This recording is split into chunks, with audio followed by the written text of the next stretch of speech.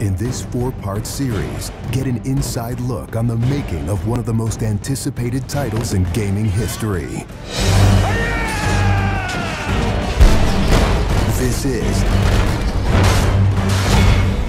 Inside Assassin's Creed 3.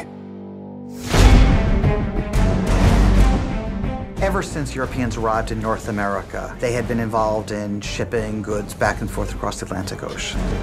In order to make this economic system work, the British tried to control the goods that are going to the colonies.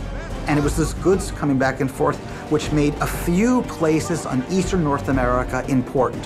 Whether it's the Boston Tea Party or the Boston Massacre. Fire! We have these big historical events that we can situate our game around. All of these events that people have a rough understanding of, but they've really never experienced.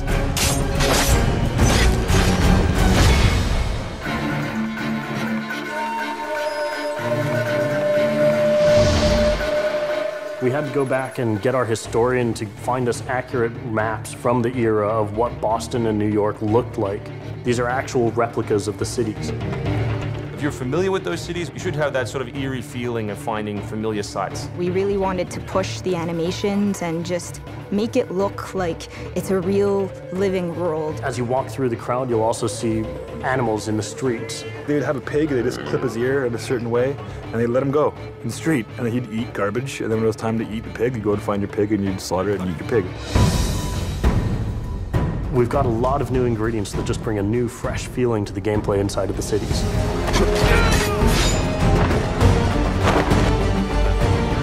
We have these great new stalking zones that you're going to find throughout the cities. It's a great way for you to remain hidden from your enemies and actually be able to sneak up to them so that you could assassinate.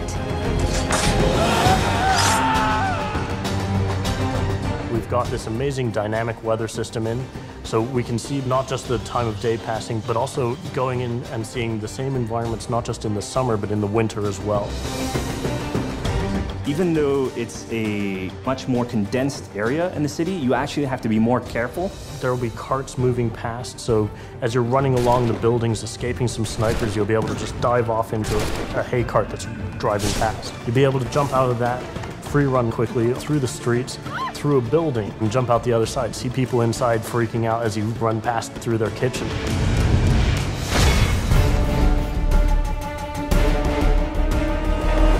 Living on the frontier was extremely difficult. Not only did you have harsh winters, cold, freezing temperatures, in the summer you had heat, humidity, so it was a gamble every year that you were out on the frontier whether you're going to make it or not.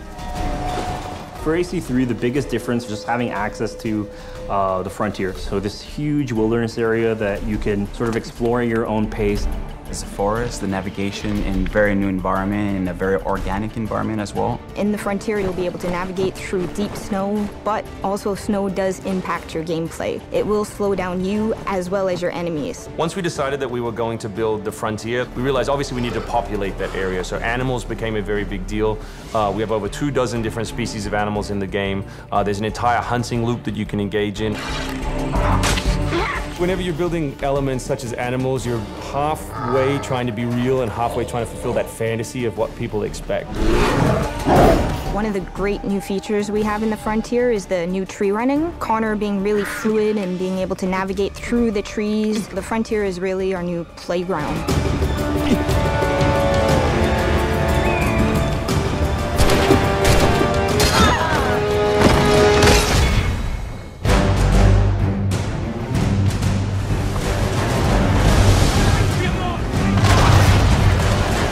This war at sea was truly a global war and involved not only the British, but the French and the Spanish and the Dutch.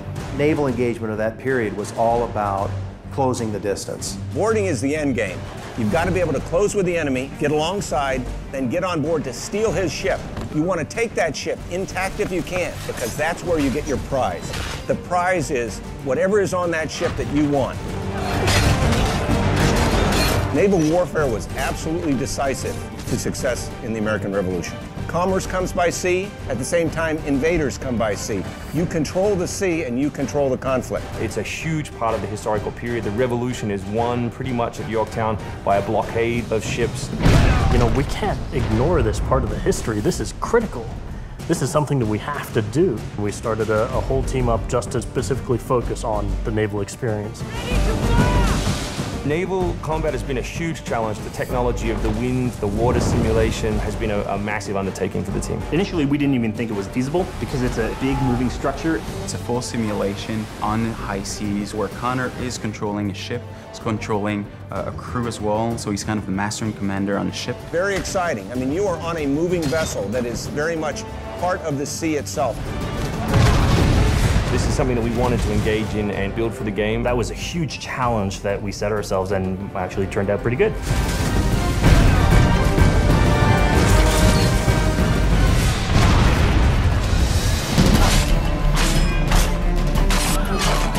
If you haven't played any Assassin's Creed games before, we really think this is a great point to get on board. It is a new story, it is a new character. This team is full of people who love making Assassin's Creed, who are delivering just an astoundingly polished and fun experience. As a creator, nothing gets better. To be frank, it just looks great. Seeing all of this coming together at the end, it's amazing. For new fans, really, this is about as good as it gets. It's by far the biggest and best Assassins yet.